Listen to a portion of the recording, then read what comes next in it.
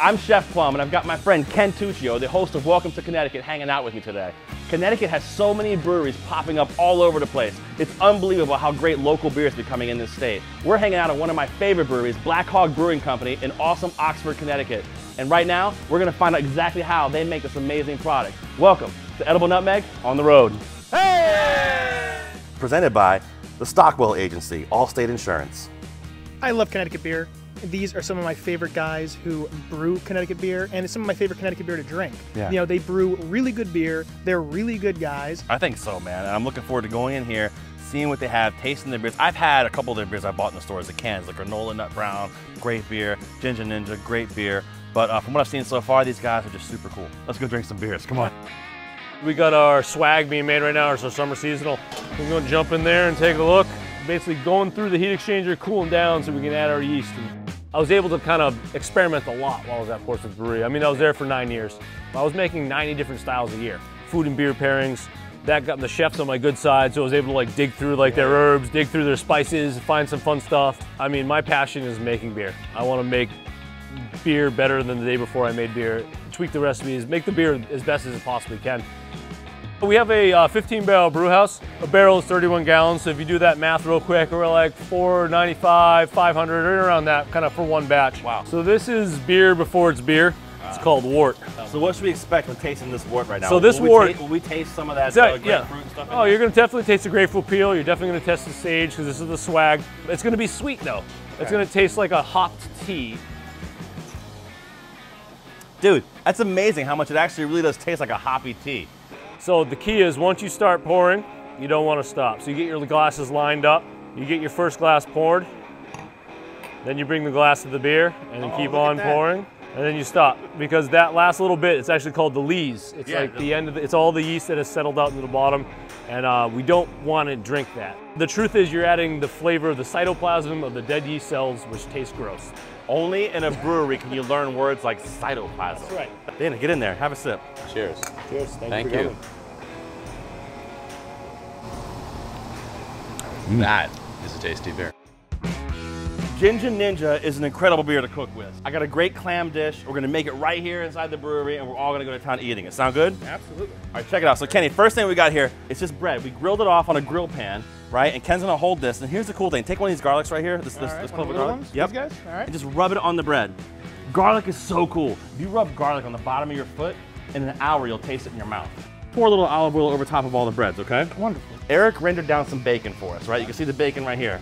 But we're not gonna lose the fat. That fat is still right there in the pan. See that? Oh, yeah. Oh, it smells fantastic. A little shallot, a little garlic, and there's some ginger there too. Put that ginger right in there. And now here's the thing with this. We don't wanna saute it to death in this pan, right? All we want is for this bacon fat to take on the flavors of that garlic, that ginger. These are beautiful fresh clams right down from Greenwich area. They're awesome, they're unbelievable. Again, back to local stuff. We have the most amazing seafood here. I don't think we get enough credit for it. Oh, definitely. Year round. Pop those guys right in that pan. There you go. Looks good. Kenny, I want you to take that beer and just pour it right into those clams. So this is gonna pour into here. We're gonna let this kind of all come together. These flavors kind of all become best friends. You got the garlic, you got the fresh ginger, you got those fresh shallots in there. It's gonna take about 4.5 minutes. So let's have a beer while we wait for the clams to open. Here it is. Cheers. These clams have opened up. Look how you can smell it, right? It smells unbelievable. Yeah, it smells amazing. Local clams are one of those things that are incredibly sustainable. They clean the water. It doesn't take really anything to make them grow or make them happen. It's such an important thing, especially here in our state with how much different seafood we have. I don't want to overcook these guys. You can kind of see how it's still got that little tenderness to it. Overcooked clams are absolutely not fun to eat. Tyler's gonna take this butter. And remember guys, in here is that fresh garlic, that fresh ginger, all those delicious flavors are happening in here. And he's gonna mix this butter in here, and what he's doing is actually a French technique called monter au beurre. Right? We're speaking French in the brewery. How about that? Oui, oui. It means to mount with butter. We're gonna take these toasts and just kind of place them in there, place them around. You can do it, brother. Just kind of take some and just kind of stick them in there wherever you can. Kenny, what do you think I smell? I think it's amazing. Way better than anything I could ever make. I think you got it, man. And listen, Ken talks about all these great recipes on Welcome to Connecticut. You can check out the podcast. Amazing breweries like Black Hog. Black Hog's an and amazing brewery. chefs like you and a whole bunch of other people. That's right. Make sure you check it out. Welcome to Connecticut. It's an amazing show. You can find it on iTunes. Absolutely unbelievable. We're gonna finish this off by taking this awesome liquid here. There we go. We're just gonna pour that right in there. Look at that. That butter, those ginger slices, that garlic, unbelievable flavors happening there. And then Tyler's gonna finish that off with a little bit of fresh parsley and a little bit of fresh tarragon right on top. Nice, looks beautiful. Take some of that bacon, just pour it right on top there. Unbelievable. There you go. Wouldn't like bacon. Go all out, Tyler. There you go. Look at that. Get a shot in there just like that. And before we take it over, let the hounds of hell eat it. Here, get in there and take a little bite of that. It's delicious. Money.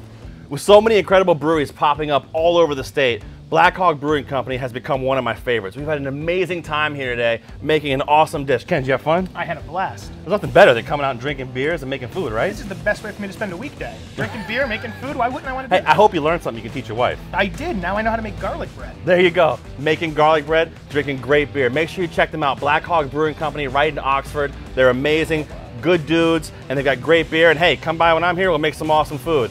Thanks for checking out Edible Nutmeg on the road. We'll see you guys down the road. Oh, I'm getting overtaken.